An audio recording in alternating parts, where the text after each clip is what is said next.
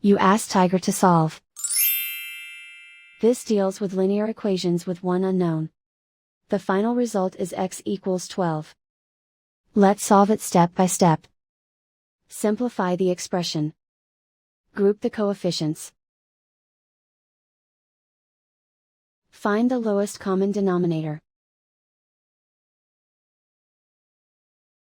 Multiply the denominators. Multiply the numerators. Combine the fractions. Combine the numerators. Group all constants on the right side of the equation. Add 6 to both sides. Simplify the arithmetic.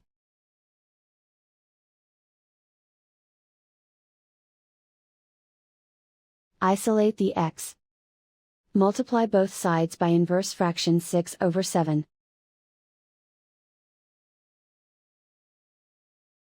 Group like terms.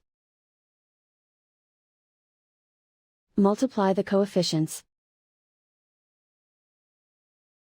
Simplify the fraction.